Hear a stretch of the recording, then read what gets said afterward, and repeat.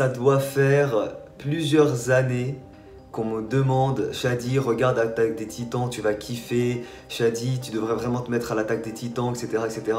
Et je trouvais pas le temps parce que j'avais mes études et tout. Maintenant que j'ai terminé, j'ai pris le temps ce week-end et j'ai tout regardé en un week-end. Première saison, deuxième saison et troisième saison jusqu'à là où ça en est. Et qu'est-ce que c'est que cet animé de dingue? Qu'est-ce que c'est que cet animé de dingue? Alors, je vais parler de certains points quand même, hein, je vais pas juste vous dire ça dans la vidéo. Je vais commencer par le dessin, parce que j'ai moi-même une chaîne de dessin. Lorsque vous me dites, d'ailleurs c'est très gentil de votre part, que ouais Shadi, tu dessines comme un dieu, tu dessines trop bien, t'es le meilleur dessinateur du monde. Il suffit de voir un épisode de l'Attaque des Titans pour se rendre compte que ceux qui font les dessins pour des animés comme celui-là, ce sont des génies dans le dessin, et j'ai pas mais un pet de niveau à côté d'eux. Regardez le niveau de dessin, rien que dans le générique, il me semble que le générique que j'ai préféré, le générique de la saison 2, mais on a des plans, c'est un film le truc, c'est un film, c'est le Seigneur des Anneaux, c'est de l'épique, c'est magnifique, des plans, un truc de dingue. J'en reparlerai aussi dans la saison 3. Petite parenthèse, il n'y aura pas de spoil dans la vidéo, enfin je vous préviendrai avant chaque spoil, donc vous pouvez rester jusqu'à ce que je vous prévienne. C'est un truc de dingue les dessins, les plans de vue, l'équipement tridimensionnel et tout, et les idées et la création qu'il y a dans cet animé est folle. C'est clairement pour moi, ceux qui ont créé l'Attaque des Titans, l'équipement tridimensionnel et tout, des fois ils vous mettent des plans pour vous expliquer comment ça fonctionne et tout, mais c'est des génies franchement, mais un grand bravo à ceux qui s'occupent, parce que je sais pas du tout qui a créé ça et tout, mais un grand bravo à lui ou à elle. Au-delà du dessin et de l'animation aussi, qui est très très bien faite, l'animé est profond, les personnages sont profonds, on n'est pas... Même si c'est mon manga préféré, et ça restera le préféré, enfin pour le moment même avec ce que j'ai vu de l'Attaque des Titans, on n'est pas dans du Dragon Ball où les personnages sont simples comme des fruits quoi, t'as l'impression que c'est des légumes. Là, ils poussent la réflexion en fait.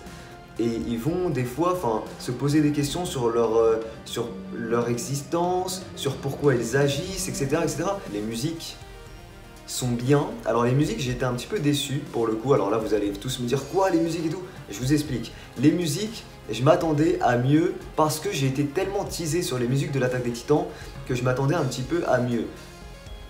Par rapport par exemple, et je vais en parler aussi, à Devilman Crybaby, j'en avais fait également une vidéo, les musiques et le thème musical de Devilman Crybaby, pour moi, étaient bien au-dessus de celui de l'Attaque des Titans, et bien plus original et tout. Devilman Crybaby, niveau musique, c'était mais juste de la perfection. Attaque des Titans, c'est vachement cool, hein, c'est vraiment très sympa, mais j'étais un tout petit peu déçu par rapport à ce qu'on m'en avait parlé. Mais je pense que si j'avais abordé l'Attaque des Titans sans qu'on m'ait parlé des musiques et sans qu'on m'ait dit « Shadi, les musiques, c'est juste trop bien », j'aurais trouvé ça très bien. Là, un poil déçu par rapport à ce qu'on m'en avait dit. J'ai parlé de Devilman Crybaby, et je vais en parler 2 secondes parce que clairement pour moi, quand j'ai regardé Attaque des Titans, surtout la première saison, j'ai fait directement le lien entre Devilman Crybaby et Attaque des Titans.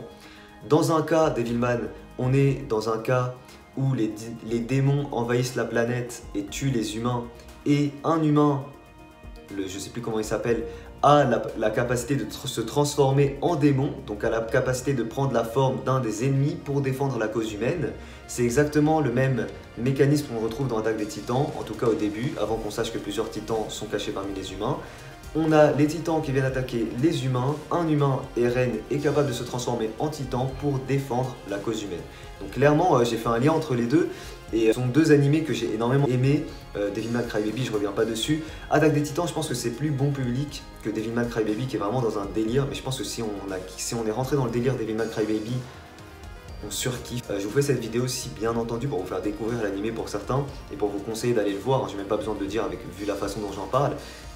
C'est trop bien, c'est trop bien. Attention maintenant spoil, parce que du coup je vais parler juste du dernier épisode que j'ai vu, soit l'épisode 7 de la saison 3, et je vais donner une petite théorie que j'ai sur la fin. On a la bande à Kenny qui affronte la bande d'exploration en gros. À un moment donné, il y a une réplique de Armin qui dit attention, leur armure a des faiblesses. Je confonds totalement, ça c'était par rapport au titan cuirassé, où il dit que son armure a des faiblesses et tout. Ça m'a carrément fait penser le Seigneur des Anneaux quand Legolas dit attention, les Uruk-hai ont des faiblesses au niveau du cou et des aisselles. C'est épique. J'ai regardé aucune théorie et là ce que je vous dis c'est uniquement ce que j'en ai tiré moi-même comme conclusion après avoir regardé le dernier épisode. Je suis influencé par personne. Donc il y a Historia qui demande à son père pourquoi est-ce que le pouvoir qui était détenu dans notre famille, vous l'avez pas utilisé pour éradiquer les titans pendant plus de 100 ans. Et là le père répond c'était pour maintenir la paix qu'il fallait qu'il y ait des titans. Et là par rapport à ça, moi j'ai une petite théorie qui vaut ce qu'elle vaut. Alors moi-même j'en suis pas persuadé. Elle vaut ce qu'elle vaut, je vous la donne.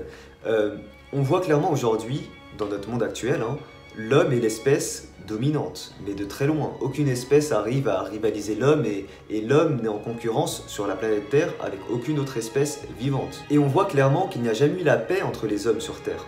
Il y a toujours eu des guerres, même aujourd'hui, il y a toujours des guerres, il y a toujours des morts, des grandes guerres, etc. etc. Est-ce que c'est pas dans l'optique en mode, si jamais l'humanité n'est pas capable d'être en paix, si c'est l'espèce dominante, si l'humanité avait un ennemi commun, ça permettrait pas d'unifier les humains entre eux et d'éviter qu'il y ait des guerres entre les humains au sein de l'humanité même?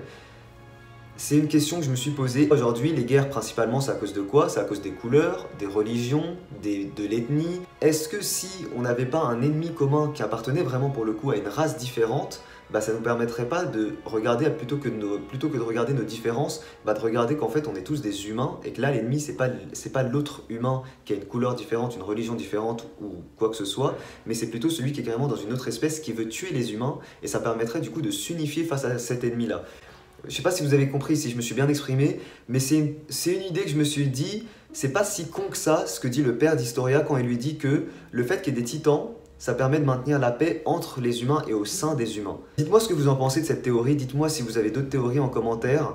Et du coup les amis, ça fait un moment que je n'ai pas refait de grands dessins. Et clairement là, le fait d'avoir regardé Attaque des Titans, parce que clairement ça m'a donné envie de dessiner de l'Attaque des Titans. Comme quand j'étais en train de regarder du Dragon Ball Super, j'ai dessiné du Dragon Ball Super. Là clairement je vais me mettre à dessiner de l'Attaque des Titans.